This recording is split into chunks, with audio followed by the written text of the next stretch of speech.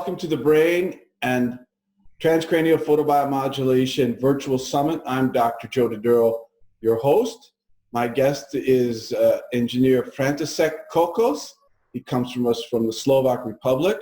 He's the director at Yolong Trade, which is a company that works with laser and LED applications in manufacturing. Since 2007, he has worked with laser irradiation of blood in the nasal cavity. And he's going to share with us his experiences and his research in this field. Thank you for attending, Frank. Okay. I want to show everybody in a second, I want to show everybody where the heck you're coming from here. This is somewhere in the Eastern Europe, we call it, right? Yes. And that's Revuca. Revuca. In the But you can tell Revuca, okay. And you have been working in this field in manufacturing these devices for how long? From 2007 we started, and in 2008 we bought first devices. We bought everything from the world, what was available for area laser blood irradiation. We even bought one device for intravascular laser blood irradiation, many devices for intranasal, and we were analyzing all the devices and comparing light and comparing effects on the people. We have seen there are big differences among devices, especially because it is light what is interacting with the tissue. So we have seen the differences are very important. You can create light which makes nothing, and you can create light which is very effective. So it's very important with which wavelengths or light you are acting on the tissue. So how did you get started in looking at the effects of light in the blood? What prompted your research and your movement in this area? It was my hypertension, because in 2005 I had deep vein thrombosis. Before that, for 20 years was developing my hypertension, and from one pill I went to 5, and my blood pressure was always high. And if I asked doctor where is the reason, he said, Frank, you have essential hypertension, which means that the reason is not known. But to the end, later, my sister got blind on one eye, and on the second, 50%. So doctors were exploring her health state. They thought she has in the brain a lot of myelolytic lesions, but to the end, it was shown they are ischemic. Then they found out she has low S protein. Low S protein. Low S protein. It's thrombophilia. So that's happened with her. Then she found out that from her 3 daughters, 2 have the same diagnosis. I went also to check, and I have the same. So I found out the reason, and then I started to solve my situation. And lasers for blood irradiation were promising to clean your veins, all the vessels, to make your blood thin, and slowly, step by step, to reduce your blood pressure. And so just to clarify, you have a genetic hypercoagulopathy. You have genetically thicker blood. Yes. And what you found was that using the lasers or the LEDs to irradiate the blood, that your blood became thinner and your blood pressure normalized.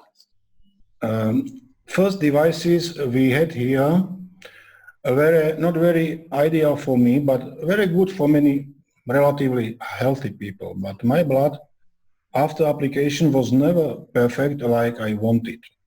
For example, my wife had perfect blood, many people had perfect blood after applications, me not.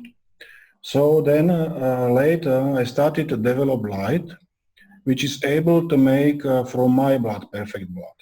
So it means we played a lot with electromagnetic waves, how they are organized, we improved light quality, and we reached a better effect. And at present, our devices make my blood perfect. It's good. And so if it can, if it can change the qualities of your blood as far as mobility and viscosity or thickness, it's going to work very well with normal people, is what you found. Please again, I didn't understand. This is if it'll help someone with a congenital thick blood create increased movement and better viscosity, or it moves thinner, it'll help the normal people much better, correct? Yes. All right, so let's take a look at your slides. So the talk is going to be intranasal transcranial photobiomodulation, the blood-brain connection. Go ahead, Frank. Okay.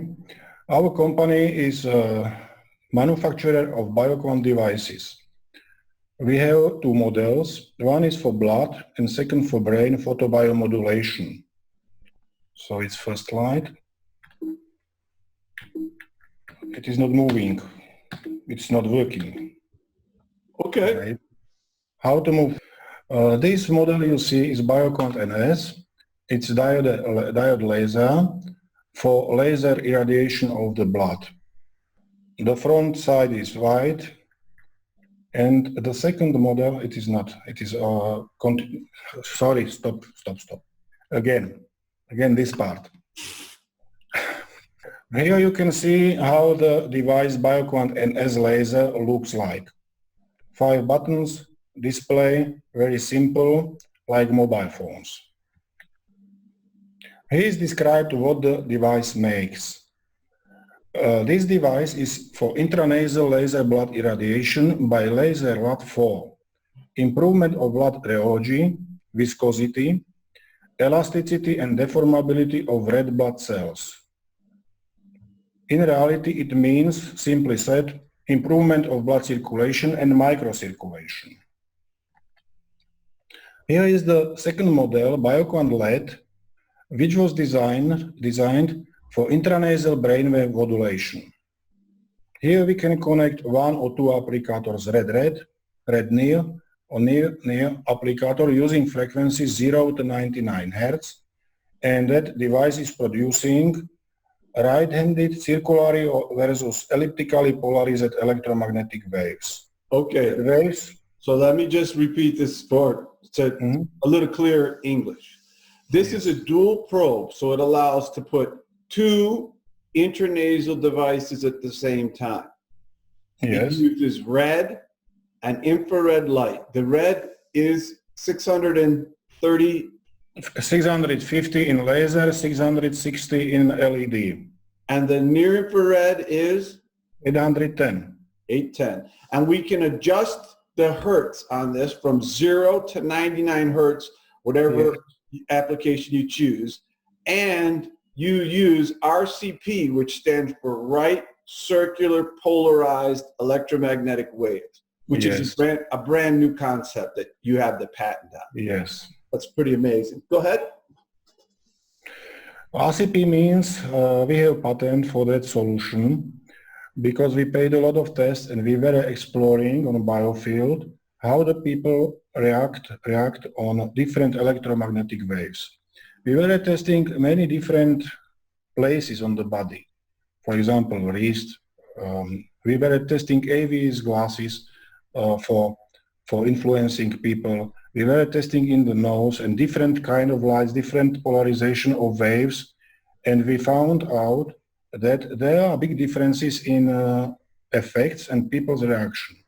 So we are using now that concept because RCP is enabling that electric vector is always on maximum value and the waves are rotating.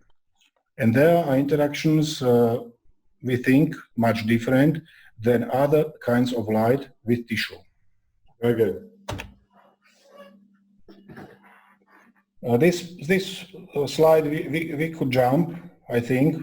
We don't need to show all the content. But I think that one of the things is that you did blood irradiation therapy affects live blood cell analysis.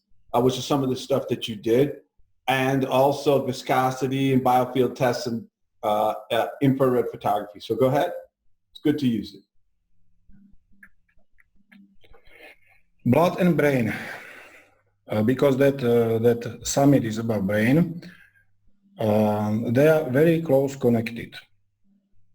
Blood and brain are connected in that fact that blood takes care of brain and nerve cells. Blood brings everything what brain needs, nerve cell needs. Blood takes away everything what there is produced like a waste. It doesn't matter if it is CO2 or other metabolites. Blood brings everything like a fuel, for example, glucose plus oxygen, and takes away all the waste. So blood with good viscosity and rheology makes that task very well. But imagine opposite case. Imagine that the blood viscosity and rheology is very bad. How such blood can take care for brain and nerve cells? They are suffering in bad conditions, and such blood cannot remove all the waste. So to the end, they are developing many different states. For example, acidosis, it's like consequence of thick blood, because such blood is not removing CO2 well. After acidosis comes oxidative stress, and nerve cells are suffering more. To the end, you get somewhere pains, you are tired, you get depressions, migraines, and so on. So I just want to point out that when you're looking at this, a lot of people that had thick blood or hypercoagulation, yes, do get migraines. Did you and your family, with your genetics, did you have headaches? My daughter had many times migraines. In 2000, she got even cancer, but after that, consequences influenced her blood vessels, very thin, and so on. She had a lot, but she's solving that with Bioquant because it is one of possibilities. Naturally, she takes also some medicaments. I think personally that migraines, it is not just pressure of the veins on the nerve cells. I think also there is acidosis, ischemia, and oxidative stress, and all that factors are attacking nerve cells, and it is causing pains. So we shall firstly change blood, correct, improve it, make it perfect. If there is perfect supply of oxygen and perfect removal of carbon dioxide, it's absolutely different situation, and everything would be better. Go ahead. So we have here, we continue possible mechanism of diseases development. So if blood is bad, thick, cannot remove waste, so what to do with the waste in brain? It has to be deposited somewhere. It blood makes. So firstly, it is placed among cells. Later, it is deposited in cells, and to the end, brain is, oh God, I made it better. I don't see the text, and I need to move our picture somewhere else. Can I yes, start again the part? Yes? Go ahead. Where do you need it? Go ahead. Okay. Waste is not removed ordinarily, and it gets deposited among the cells. Yes. First, it's going to be held, this waste deposition grows with age. And the waste represents the part which thick blood was not able to take away. The yes, thick blood is causing changes in the vessel, and it worsens the blood perfusion within the capillaries and everything. Yes. What else, if it takes too long a time, if this, you cannot remove the waste or detoxify the brain, we know that dementia, Alzheimer's, Parkinson's are connected with inability to flush the system. So if you have bad blood flow, increased waste deposition. Yes, exactly. So we all know that all the diseases, dementia, Alzheimer, Parkinson, are connected with beta amyloid proteins. And if we were young, we had not the diseases. They were developed during time. during aging because we didn't take care for blood and waste deposition from the brain. So my opinion is it is the main reason that in our life we take care for our car and every 2 years we go to emission control, but with our bodies not. We take care, our cars control every millisecond or every second combustion, but we don't control processes and combustion in our bodies. We are combusting carbs with oxygen, we are producing CO2 and energy and water. We do the same, like for example, if we burn or make combustion of methane, CH4 plus oxygen, you have the same. It is absolutely the same, just we don't take care for our bodies, but we take care for our cars. So it's the main problem of the humanity.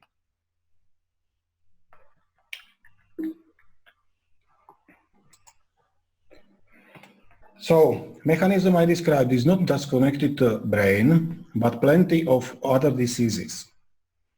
For example, you are young, you don't have diabetes, and during the age and aging, and having many times bad blood, you get, for example, diabetes. The human body is like a chain from many elements. If you pull both sides, somewhere it will burst. One person has this disease, second, another disease. Everybody has something different.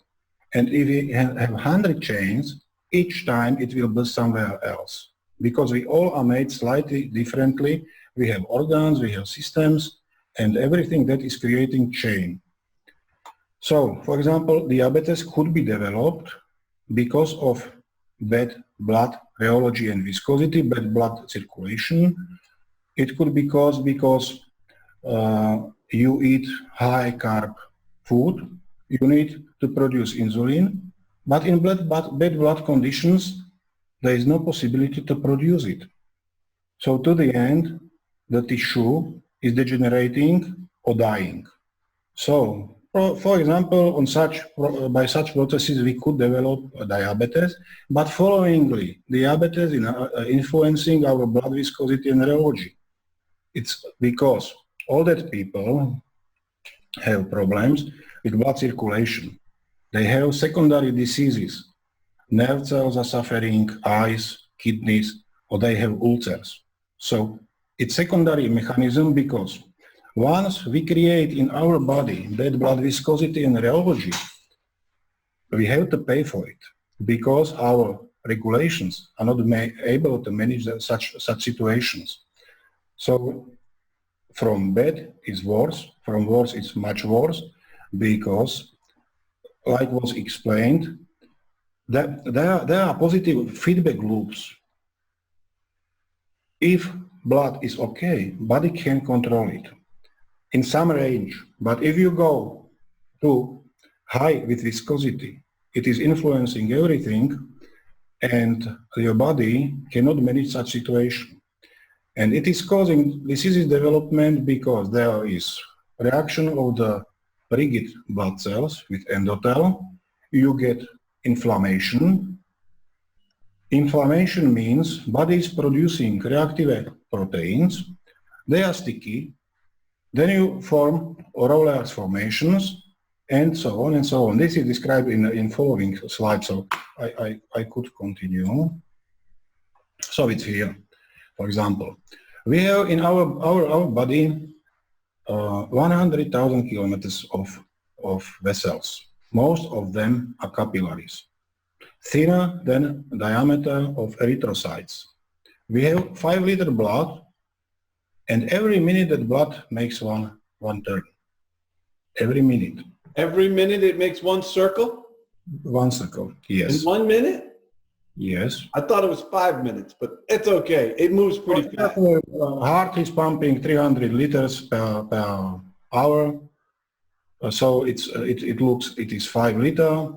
Everything is flowing via all the distance. And the small differences in erythrocytes properties and the interactions with endothel is very important. If they are elastic, it is perfect. If they are rigid, you produce inflammation in your body. and so on and so on. So here it is described. So Also, the brain vessels let me just are influenced. let me read this part, Frank. Friction in capillaries, okay, is causing inflammation. So if you have blood that is stacked on top of each other or blood that is thick, it's not moving very well and it's creating endothelial inflammation all the time. It's bumping off the walls. It's not moving smoothly. And this inflammation, it's going to wear out your ability to manufacture nitric oxide and all this. So it's going to wear on the system. And this friction in capillaries grows. You're going to have platelet aggregates that are pushed in the wall. These plaques are called, these platelets against the walls creates this inflammation called plaques. That's the atherosclerosis that people talk about, the vascular diseases. And brain vessels are influenced with this because the plaque deposits increases the resistance against blood flow. The stiffness that you talked about inhibits the ability to vasodilate because it's getting stiff. Thank you. Next slide is, I claim only one way exists how to live long, healthy life. First question is, what is life? Life are chemical reactions. They are running 100 billion chemical reactions every second. And from my experience in thermodynamics and processes optimization, conditions are all for chemical reactions. If you change conditions, you change chemical reactions. You can make combustion good, but also bad. And there is such curve. If you don't know on which side you are, it's not good, because in one case, on left side, you make step right, and something is going worse, and if you are on opposite, it's going better. So many times in my life happened, you make something, and the reaction is opposite. So we shall know where we are in combustion processes, and also we shall know where we are in our bodies. So up here, when we are just worsening the state, the body can regulate, but behind the top, down here, the body is out-regulated, it cannot control. So what I claim is health is the way of controlling conditions for chemical reactions. And we described before Fisher's circle.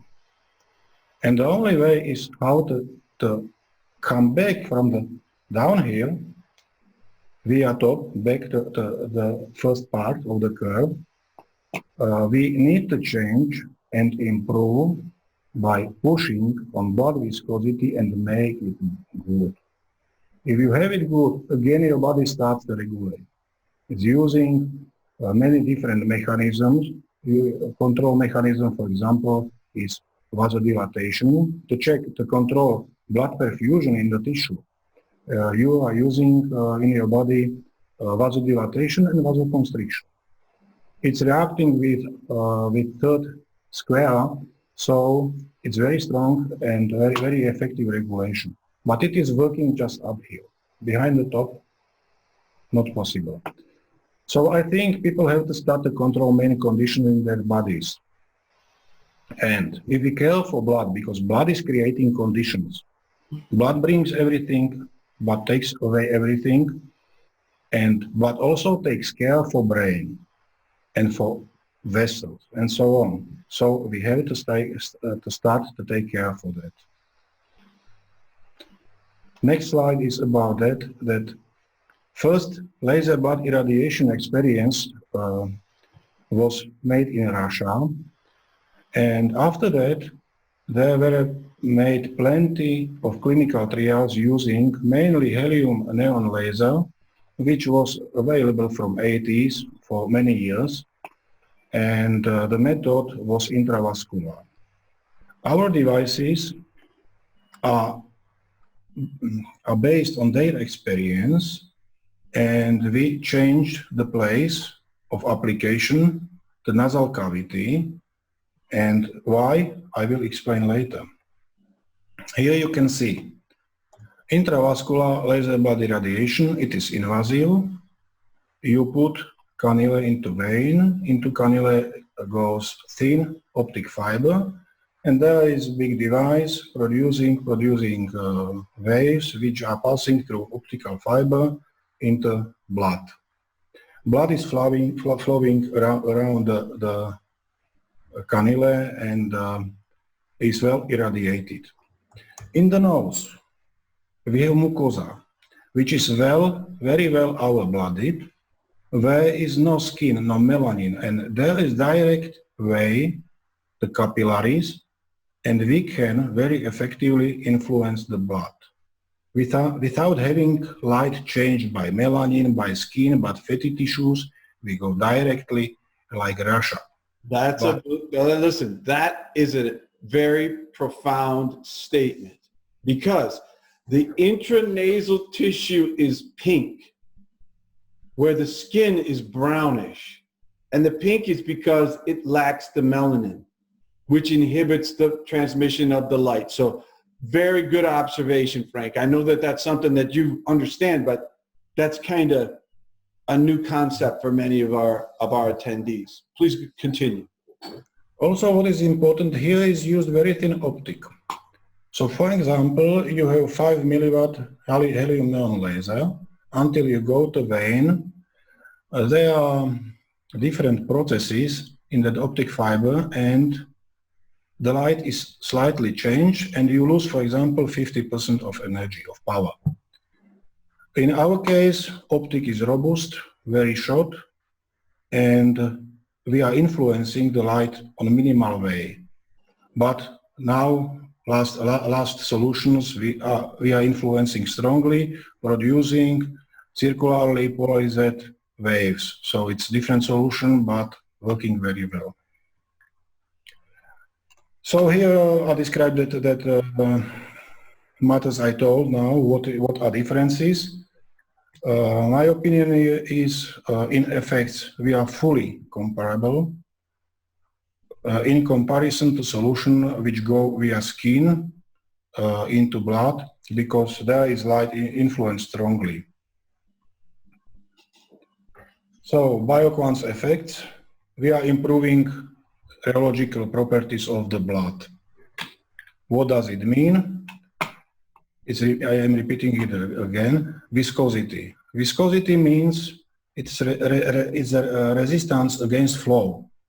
The higher viscosity, the higher resistance. So viscosity is very important factor, influencing cardiac work, influencing blood pressure. Even homeostatic regulation are controlling processes, but it has borders. Then very important is that we are influencing elasticity and deformability of red blood cells, because if they are elastic, they pass through capillaries very easily, nearly no friction, and even there happens that energy which is stored on the arterial side, passing through middle of capillary, then it is released, and it is helping blood flow. So the deformability, elasticity are important. Wow. But that doesn't exist when red blood cells are rigid, have on the surface layers which are consisting from lipidoproteins or reactive proteins, and especially LDL, VLDL cholesterol are very dangerous because they are sticky, and also sticky proteins, reactive proteins. Also fibrin, fibrinogen are very dangerous too. So just to go over this so that people can understand some of the parameters. So blood viscosity is like you said, the resistance of the blood. But the rheology are the blood properties, like you spoke about. So we have the blood itself, the red blood cells, and all the rest of the cells that are in there, including the platelets, the white blood cells, everything that's in the blood, the cholesterol and everything. So that's the part that's called rheology. So I just wanted to go over that. And you pointed out how they're all very important. Thank you, Frank. Rheology is about deformability of the blood and blood components, and viscosity is about resistance against blood flow. So all is connected. If you have bad rheology, bad reformability, you have high viscosity. It is always connected. So we cannot tell this or that, always both is playing a role. Why we do use intranasal application? So it is we do absorption of photons in irradiated mucous membrane and in blood flowing in that membrane. It's mechanism. Absorption of photons and reactions with the blood. There is a very rich and relatively very rich blood vessels, numerous blood vessels, and relatively slow blood flow. It's good. We can irradiate very well. And the method is safe, non-invasive and effective and can be used at home. And what's the main advantage? You can use it repeatedly. For example, twice daily, you improve your blood viscosity in rheology with small portion of energy or power. And if you do twice daily, you have 700 applications a year. If you make intravascular, you will take up maximum 20 because each time you need cannula, each time you need special staff, medical staff. It cannot be made home. And people need to make good blood home. It's the goal. Okay, how people react. Our experience is the first changes in blood start after 4 minutes. Improvements continue to maximum in second half of application. If you use one applicator, treatment time is around 24 or 30 minutes. And in second part, you reach the highest improvement of blood viscosity. But no tissue needs higher blood tissue perfusion that it needs. Then the body starts to control processes. We do quick change, but body is reacting and lowering blood tissue perfusion where it is not necessary. And on such wave, that part and that tissue, which was before application not well our-blooded, improves its perfusion, improves its functionality, and works better. So it's the main goal. And we do it in many, many small steps, and each time we improve a little. We cannot make everything in one step. For example, we were at exhibition, and there came one mister, and he told, he is selling 100 milliwatt red lasers. He can do the same like we do. So we made him a live blood analysis before his application. He went to his stand, made his application, 5 minutes, his laser, and he came back and his blood was much worse than before. Too much is too much. Not enough is not enough. There is optimum. So our test, we're looking for optimum, how to make it correctly, not too much, and to reach optimum. It was our goal that we paid a lot of year tests on biofield, and we're looking for correct setting of treatment time, which has always to be adjusted to the parameters of the electromagnetic waves, let's say wavelength, let's say frequency, let's say polarization, and there are many different parameters. So you change one and you change everything. Just to repeat, you were looking at live blood cell analysis and the biofield changes to find out to try to move this forward, this research forward. And so if I'm correct here, it says that if you improve the blood viscosity, it follows vasoconstriction. So what does that mean? It follows vasoconstriction where the blood is too high. What do you mean by that? Every tissue is controlled regarding blood perfusion by homeostatic regulations. And the tissue doesn't need more oxygen and doesn't need to have too low CO2. There are parameters which that regulations keep. And if we improve viscosity and we improve blood perfusion, followingly the body in that organ is controlling proper parameters. It is that. Right. So after application comes again, but blood viscosity stays good. You make it good, it keeps for some time, it keeps good, and body can, for example, lower pulse rate. You will reach it when you will use a device long enough. Your pulse rate will go down, down, down. And everybody knows that pulse rate and life expectancy are connected. It's clear. If you have pulse rate 100, your risk in comparison to 50 is 3.5 times higher than of the people with 50. So we need to reach also that. We need to have good oxygenation, 98 to 100. It's possible to make. And there is also one more parameter we are exploring now, how it reacts, pulse index, we will see. It's a lot of work on that. How it expresses with what? Pulse index. Pulse index is perfusion index. Right. Now it's just measuring and checking, doing tests. How this parameter could help us, because it seems during application, when the blood viscosity is improved, pulse index is growing, but after application, it is going back.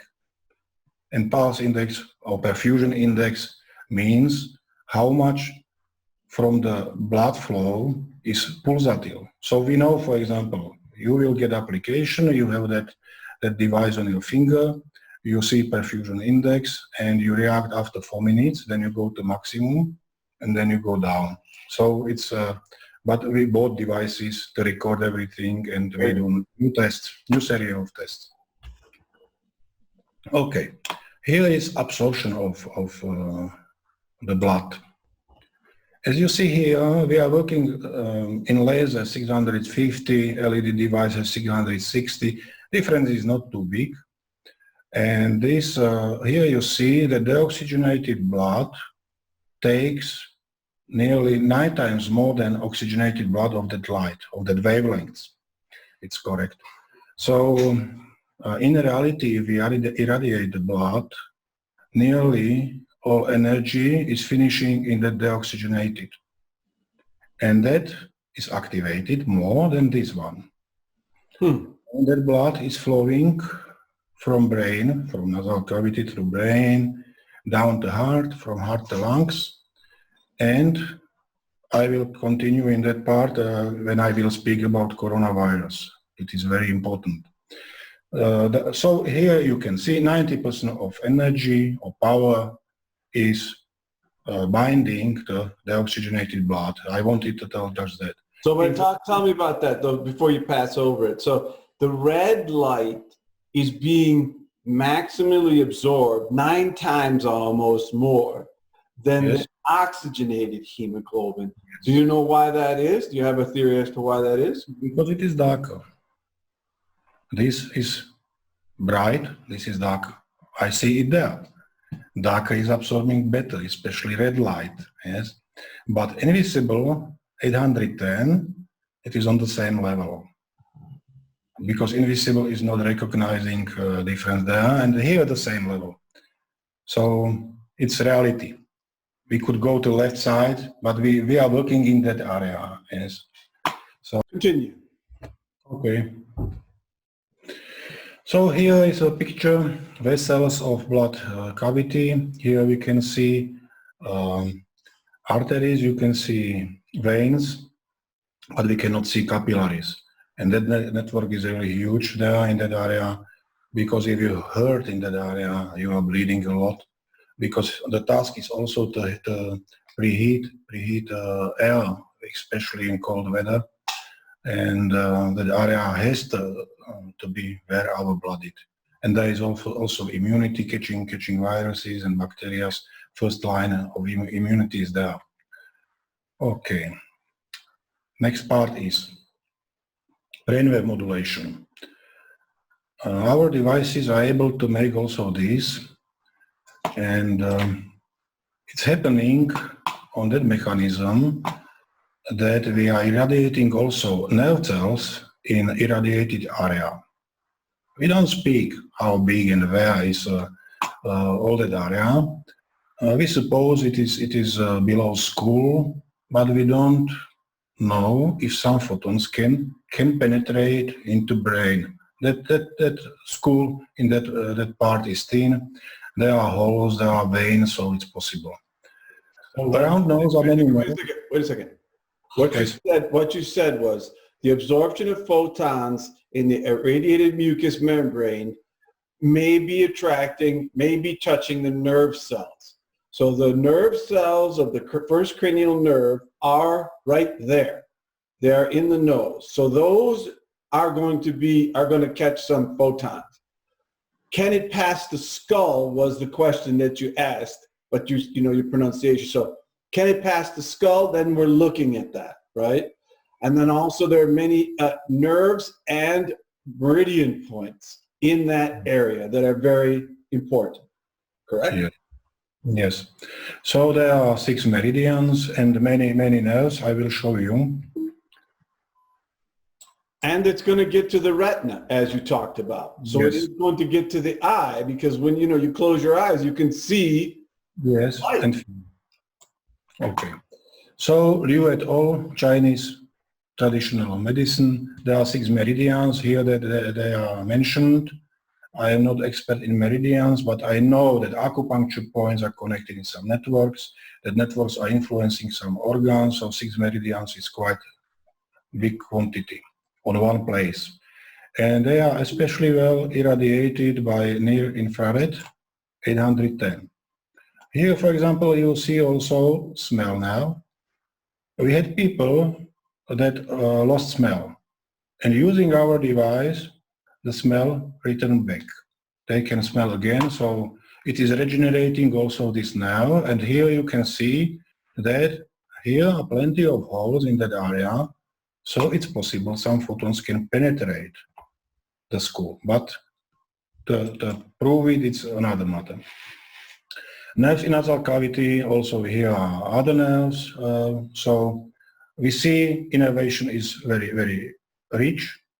We are influencing with especially near light all that nerves, and I think there are plenty materials how nerve cells and photobiomodulation, and especially 810 nanometers is beneficial for nerve cells. Right. So we think for blood is important red, for nerve cells infrared, and both together makes both. And if we are flushing, our eyes or retina and another nerves, for example, his eye and other nerves connected to eye, they are also well irradiated. So nerve cells absorb mainly 810. Retina is reacting to 650. And together, everything together gives signal for brain, and that pulsation are able to tune the brain waves. For example, people are using that glasses with LEDs. We were testing that glasses, and when we were testing biofield with different light sources, to the end we came to conclusion our ACP light is the strongest, and I will show you today EEG tests in Prague are showing we are much more efficient because we are influencing much more. We are influencing always also blood. Blood is something which takes care for brain. So you do blood-brain perfusion, you do nerve cell stimulation, the signal is coming also via optical cortex, so there are different mechanisms included. Here is, for example, application of red light, 2 applicators. You see irradiated area. Here it is near light, it's night vision camera. That area is even much bigger, and if flashing, so it's looking interesting. We cannot see it, but night vision camera can see it. So, how are the icon devices used? This short summary. Intranasal application, simple, non-invasive and safe. It's good. Use comfortably everywhere, including home. This is important. Biocon devices and FLIR. We did also a lot of tests with FLIR. FLIR is camera which is receiving heat we cannot see. It's not a night vision camera, it's different. So it is thermal radiated energy and the camera is catching this. So we did a lot of tests also with that. For example, here you see initial picture, 2 applicators, then you see change, you see especially in eyes and forehead, then you see a final picture. Another time it is different application, the same happened. Here is another person, the same, quite cold, improving, especially eyes and this area, and much more higher temperatures. Another time, here was in one nostril applicator, here in the second, and this is happening always if we use red or infrared, because in each case we are influencing ATP production. Each cell, living cell, contains mitochondria. They are like fuel cells. They are producing energy to live, to make work. So here you see that, for example, this area was red brighter and more brighter. Another case, it is before, it is start of the application, and the change is here after 4 minutes. So not only our other tests showed that 4 minutes takes the reaction and start of improvement of body viscosity and rheology, and here is after 20 minutes. You always see the energy in eyes, and even in the whole body is growing. We cannot influence all the body with just such funny energy we give into body, but if you imagine each photon can influence one cytochrome C in mitochondria respiratory chain, each cell can produce, each such chain can produce more ATP. More ATP means more energy, and energy is more available. But the second effect is finally the blood has enough oxygen, and that is brought everywhere, and the body is utilizing it, especially in state of improved blood viscosity and rheology. Here again different view. Here just 9 minutes what is making 2 near RCP applicators. Here also, so changes are quite big. If you have perfect blood viscosity and rheology before application, changes are small. Healthy people don't feel influence of our devices. Only people who have some problems and where is worsened blood viscosity and rheology can benefit. But it doesn't mean if you are healthy or you think you are healthy, there are not hidden problems. We will come also to that part, what everything, which situation can cause that your body is changing. So we made about, I think, more than 1,000 analyses of live blood before after applications of BioQuant, non-user as well as of regular long-term users. So here is an example of blood viscosity and rheology. Here is in reality rheology. Viscosity we see when I take a blood sample, put on microscope slide, cover it, I put under microscope. If viscosity is perfect, it's running to sides, it's flowing. If body thick, nothing is flowing, nothing is moving, thick layer is there. So here you see so-called Rowley's, and here you see good blood. Here are erythrocytes separated, here they are connected, and lipoprotein layers are connecting them and creating such strings of erythrocytes. Strings, so just to put the English, yes. This is a live blood cell analysis. Yes. And what you're seeing are these Rolla stacks, which are like, you can think of them as poker chips or gambling chips or checkers stacked on each other. Yes. Not only are they bigger, so they're harder to move through small spaces, but this is just a snapshot of the movement. But you can honestly see that these are too big so that they're not going to move easily. whereas a good state of blood are single cells of the erythrocytes, or the blood, red blood cell, which can fit through those little capillaries and the little arterioles and such. Yes. In this case, erythrocytes are with high deformability and here with high rigidity. Here are surface layers which are connecting them. There is no other reason they stick together. There are sticky layers, lipoprotein and reactive proteins on the surface. So wait, I went too far. Okay, here. Here is an example, borreliosis. For example, the man came to us. He was after borreliosis, after treatment.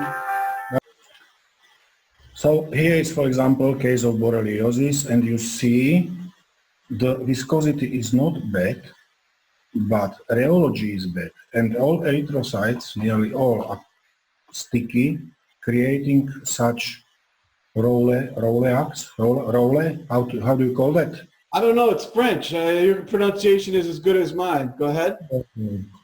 Okay, so it was case before, and here was after application.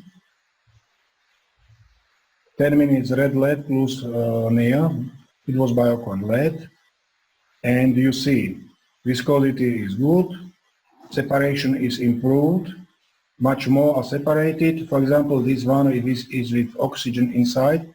The dark erythrocytes have CO2, and that with white bellies have oxygen inside. Can you go, that's beautiful. Can you go back one slide then for 1 second? Take a look at these. Wow, that's pretty brilliant. I will make. It's here.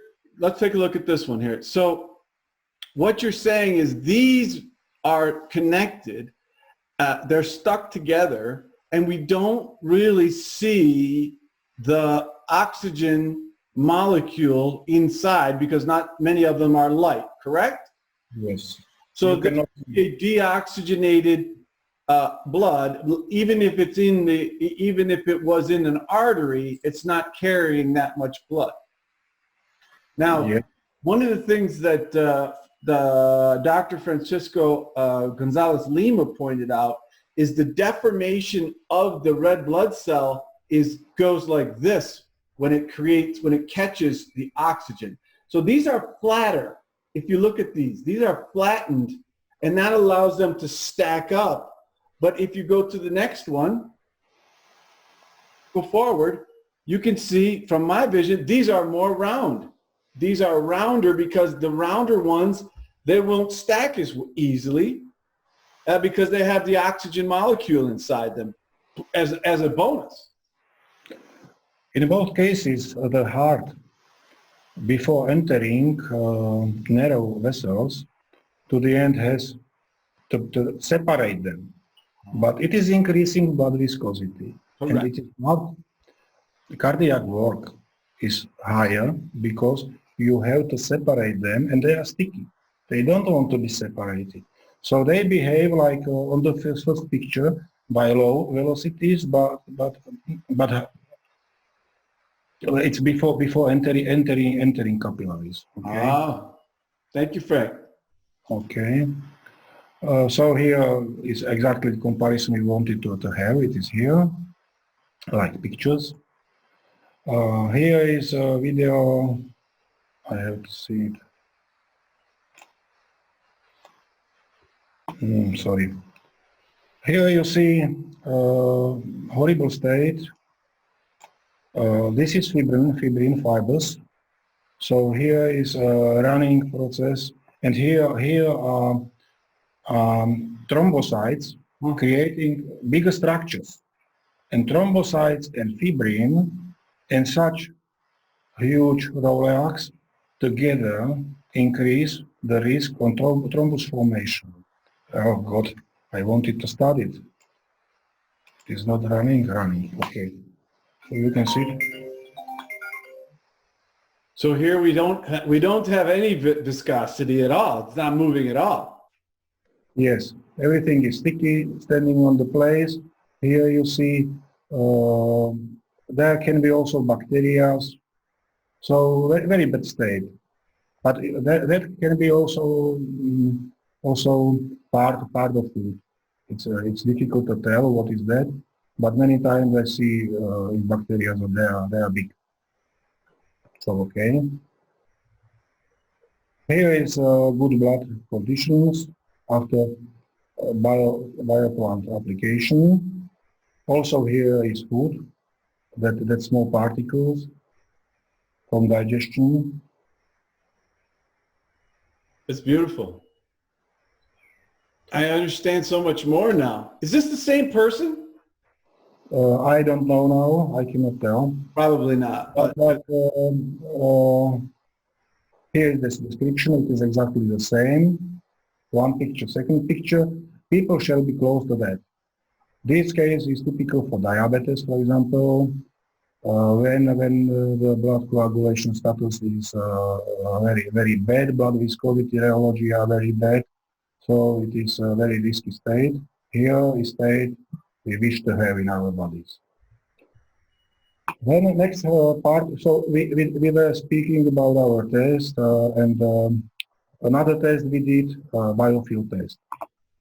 So the same light, for example, this is CV light, continuous.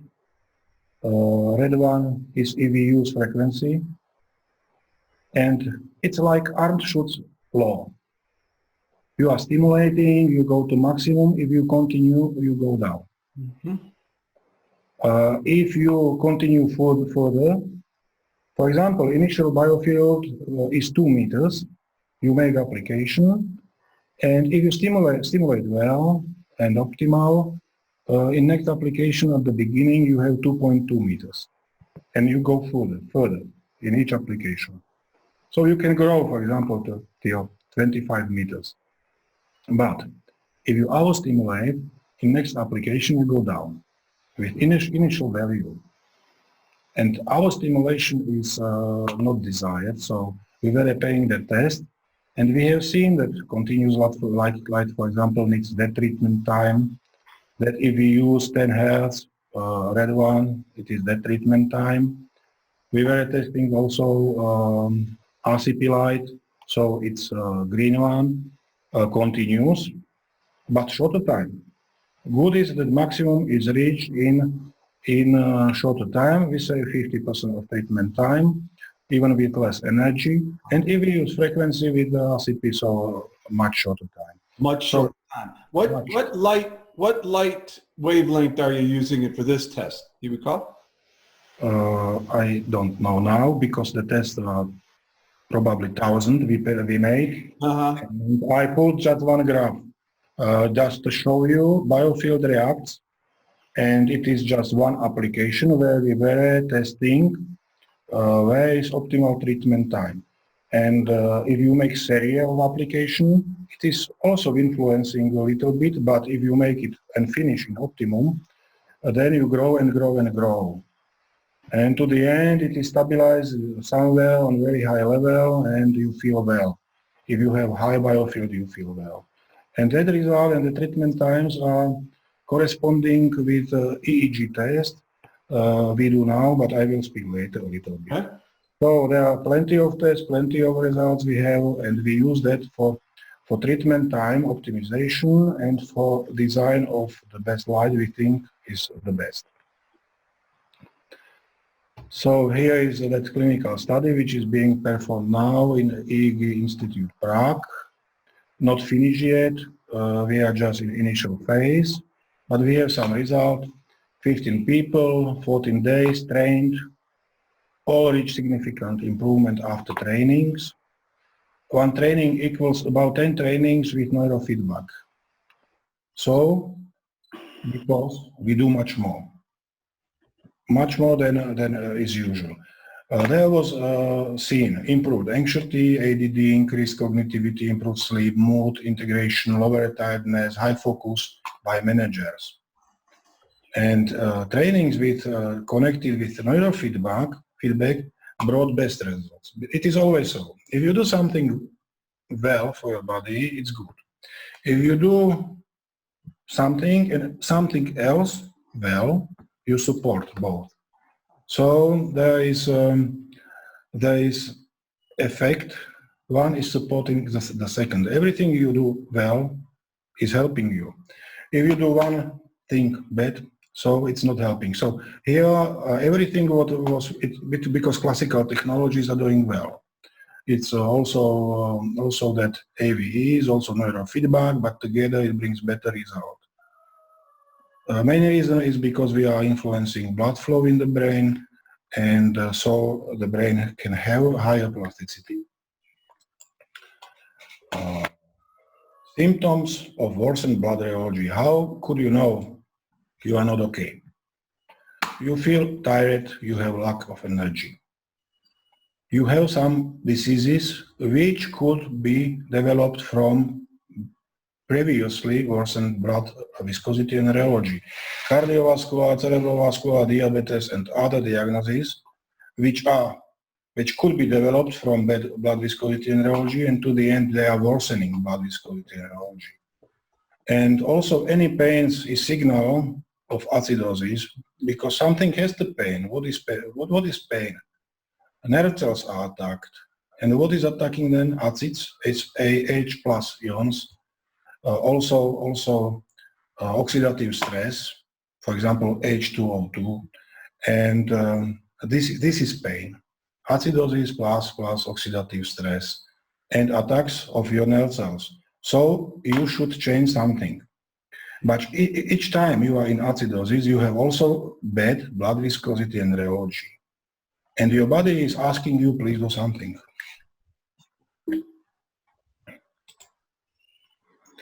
So, blood rheology is influencing longevity, good health, increased physical and mental performance. You can have it if you are okay.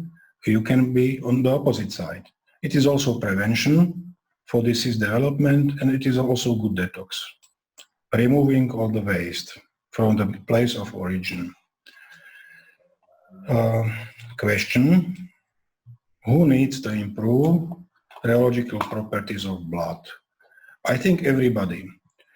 I was speaking about car. We take care of a car every 2 years, but car is controlled every second, every moment, and we do nothing. Control means to measure something.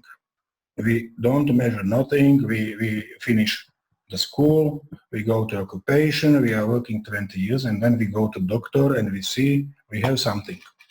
Something we developed in our healthy body. And that was developed from blood. We didn't take care for blood, and it is the main problem.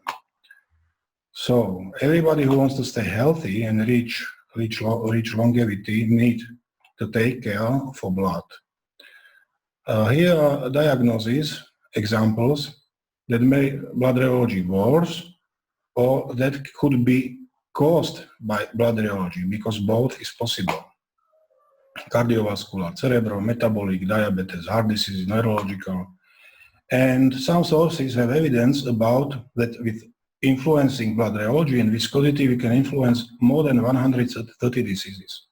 It can accompany official medical treatment, because each time, for example, you are sick, you take antibiotics. Because you are sick, there is inflammation, for example. Because there is inflammation, your blood viscosity rheology is bad. You don't know, but some parts of your body are suffering, and state is becoming worse and worse. So there is evidence that if you influence blood rheology followingly when the diseases are very developed,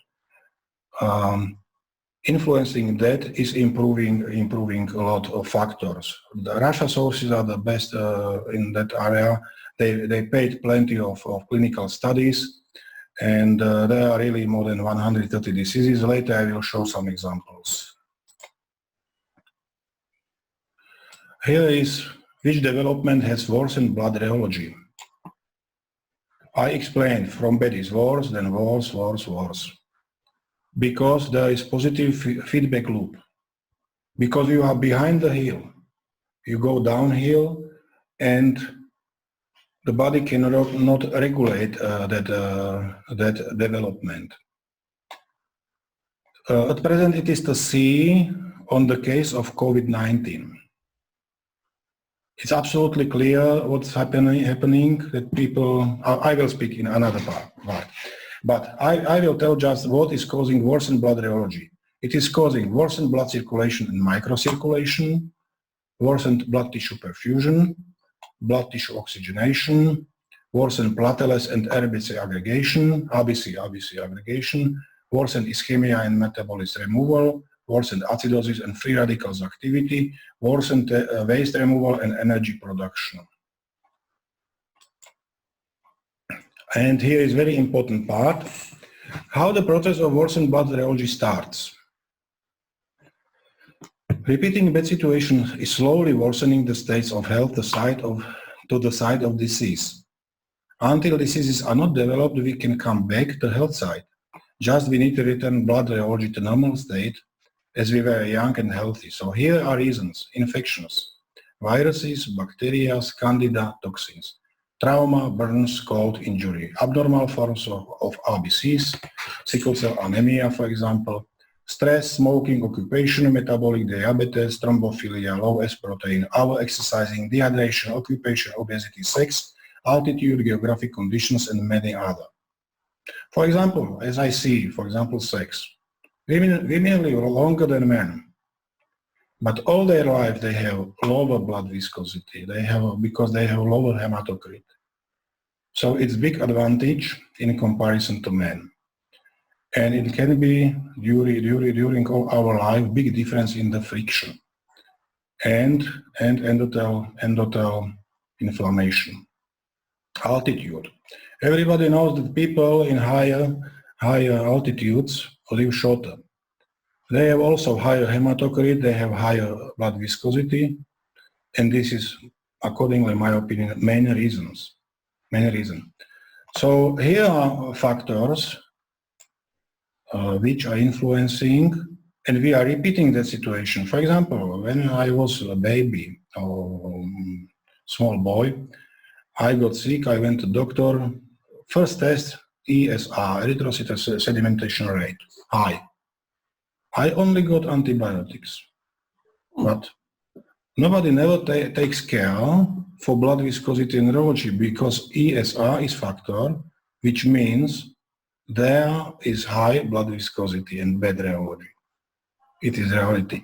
And every disease, nearly every disease brings that. So we are repeating and repeating. And also during disease in body, you are creating a lot of circulating immune complexes. They are big. They are passing heavily through capillaries. They have to be dissolved. And if the blood is thick, it's difficult to dissolve. So another question, does brain need good blood rheology or bad? Interesting question. So when we were young, we were healthy. We have 60 and we can have Alzheimer's, Parkinson, dementia. How this happened? How is it possible? According to my opinion, main reason is waste in brain, and all the studies are showing that. And why is waste there? So, firstly, good blood rheology is the key to health, and to keep it good is the way to longevity and health physically and mentally. Brain, a small organ, needs 1/3 of circulating blood. It has huge metabolism in a very small volume. And this means a lot of acids and waste are produced in small volume. And this means if blood is not able to remove that, problem starts to develop. So it's my opinion how all the diseases are developing, and all the treatment we do is too late. If we have it, it's too late, it's our fault because we were creating such situation. Next part. So, opposite case, what happens if blood rheology is good? Each our cells and tissue is happy. We can be happy, our cells can be happy. Our brain is happy, nerve cells are happy. We are healthy, full of energy, physically, mentally, we have no pains. Clear. In good blood, our immunity works perfectly. It lives in our blood if blood is good. immunity is good. If blood is bad, that cells have no energy like other cells. They are suffering in acidic environment, for example, by oxidative stress. So there are much more effects described in literature regarding laser blood irradiation. There are plenty of literature, so it's possible to. So we understand the importance of blood rheology and blood irradiation. And you've got numerous cases over the last 10 years, thousands of people that you've taken care of. Give us some examples of what some people will experience. Mm-hmm. So, for example, here is a boy with ADHD, age 6. He is a Biocon user since 2018. He has hyperactivity, behavioral problems. Treatment before were supplements, behavioral therapy, and keto diet. Actual treatment is Biocon LED every day, and supplements as Preco from time to time. At the beginning, he could not control himself many times, especially if he ate something sweet. So there was some therapy for his digestion tract, and to that, because it caused his hyperactivity, and he even was not seeing it in such cases. So he started to use Bioquant to improve his blood. At the beginning, he was using 30 minutes a day. As well, frequency is 10 Hz for 10 minutes every day. And at present, he is using Bioquant LED RCP light for 10 minutes continuous light before going to sleep every day. Sorry. Behavioral problems have got to normal. Cognitive functions have improved, concentration and memory. Social interaction has improved since the behavior is without problems. So it's the first case. I can confirm really his state improved a lot. It is my son, it is my grandson. So I took care for him a lot, and we discussed with daughter a lot how to manage that situation. So he is different person now. We have cases of Parkinson's disease. One is Bioquant NS user since 2017. Parkinson was diagnosed 6 years ago. He had eating problems, sleeping problems. He took just prescribed medicine. At present, he takes Bioquant NS and prescribed medicine, and food he can eat and swallow. His memory has improved. His quality of sleep has improved compared to state before using Bioquant. So that case was difficult. Another user I met in Prague, and he also took Bioquant. He had his treatment. He's using the same treatment, and he added Bioquant to that. And once happened, he could not tell us if he is better or not. But once happened, he went to Prague. He is living in Vienna and forgot his Bioquant for 1 week, and his health remarkably worsened. So he had problems with orientation, and so he came back, and situation after 1 day returned to state before. And so 2 cases of Parkinson, 1 case HDAD. Okay. And you had thank you, Frank, so much. And people don't realize that you've been promoting and selling and have this in Eastern Europe for more than a decade.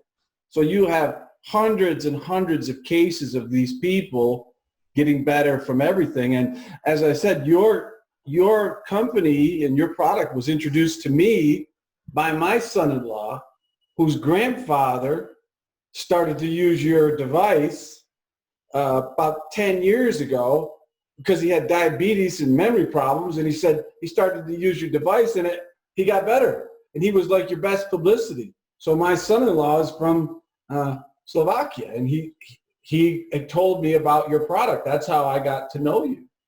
So you've had thousands and thousands of these cases for decades and years from all your studies there, and we're just getting it out to the rest of the world.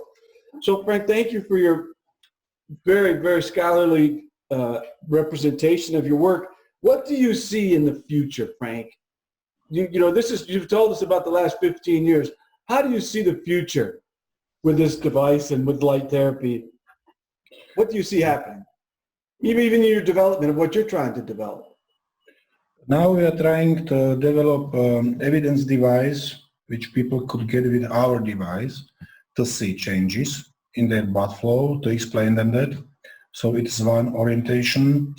Second is photodynamic inactivation of viruses and bacteria. So it's second direction. And if we are successful in that, and we are close, because we have many cases of treated cancer, and I think we can treat also viruses. There exists area of photodynamic inactivation of viruses. You need just correct light or wavelength. You need just proper photosensitizer, and it will react in your blood. It will kill virus, it will kill bacteria. You will have a method of cell vaccination. So it's very interesting area. So we hope to continue in that area. And we have products which are effective now together with BioQuant. We have protocols developed for many diseases.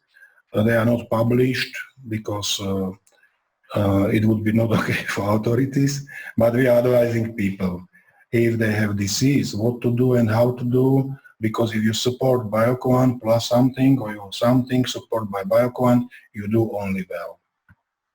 So it's our orientation. Well, Frank, thank you for enlightening us to your world, giving us a view of all the science and stuff that you're doing. Thank you for participating. Look forward to hearing more about this in the future. Thank you too. Thank you for having opportunity to introduce our company products and work.